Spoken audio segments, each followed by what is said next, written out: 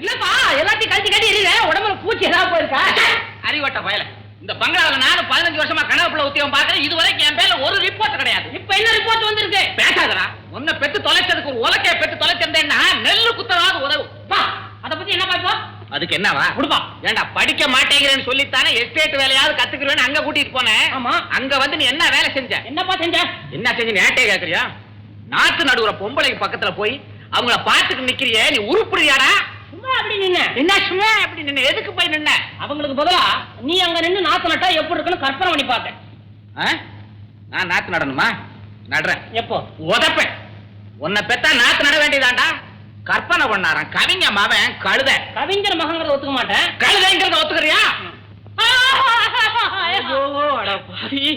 அடிக்கிறதுக்கு முந்தையே அலறானே, இவன் என்ன செய்ய மாட்டான். ஏண்டா ஆயிரமா செலவழிச்சு ஸ்காலர்ஷிப் வாங்கி கொடுத்தனே, நீ உனக்கு படிப்பு வந்ததா? போதும்பா, இந்த படிப்பு போதும். என்னடா படிச்சு விட்டா போதும்னு சொல்றேன்? உனக்கு தமிழாவது ஒழுங்கா தெரியுதாடா? அன்னைக்கு பசார் பக்கம் போய்கிட்டு இருக்கோம், மரசாமா கடைன்னு போட்டிருக்கான். நீ என்னடா மாமா மச்சா கடைன்னு படிக்கிற, காலண்டர்னு போட்டிருக்கான், காலகண்டேன்னு படிக்கிற. வேற என்னத்த செய்ய சொல்றது? உனக்கு கண்ணு தெரியலையா? அது படிப்பு இல்லையா? எனக்கு ஒண்ணு வைப்பா.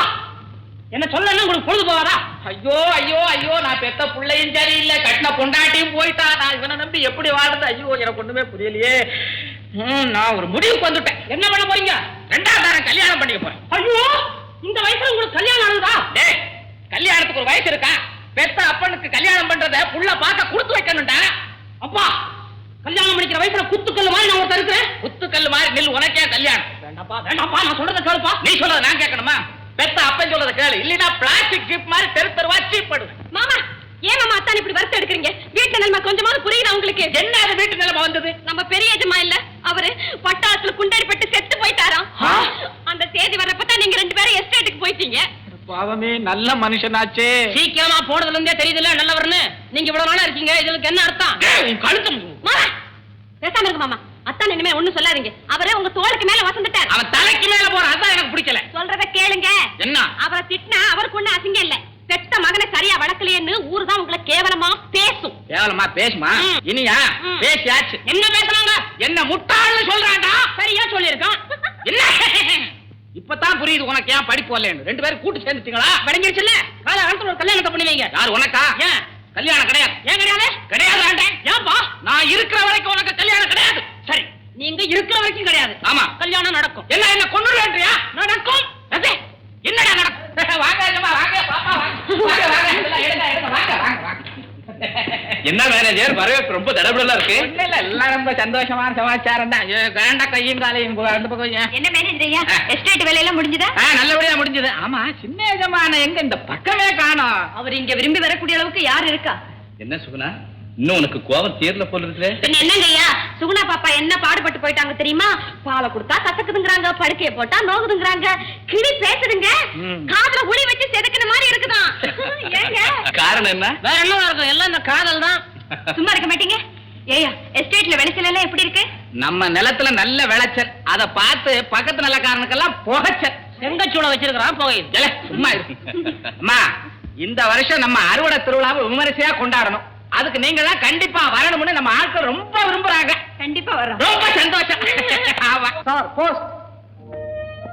போஸ்ட் உங்களுக்கு இல்ல.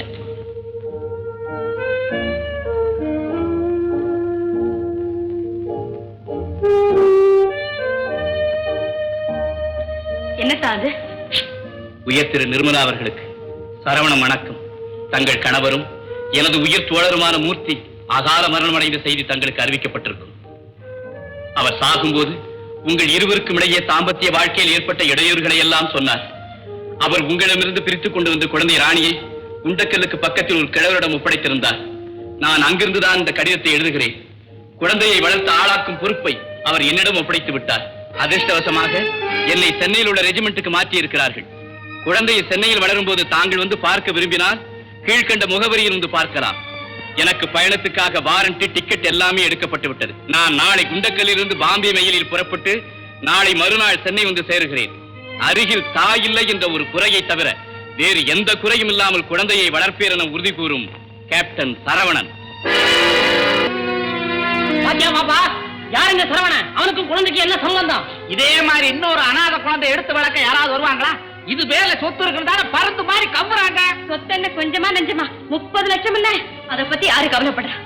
என்ன அநியாயம், குழந்தைய இன்னொருத்தர் கையில ஒப்படைக்கிறது. சுகுணா, அண்ணன் இப்படி செஞ்சிருப்பாருன்னு நீ நம்புறியா? இல்லன்னா இவ்வளவு தைரியமா ஒருத்தர் எழுதுவாரா லெட்டர்? இதுல ஏதோ சூது இருக்குது. சூதோ வாதோ, குழந்தையோட அந்த இங்கதான் வர போறாரு. மெட்ராஸ் நம்ம இடம், வர்த்த ஒருக்கே பாத்துக்குவோம். கரெக்ட்.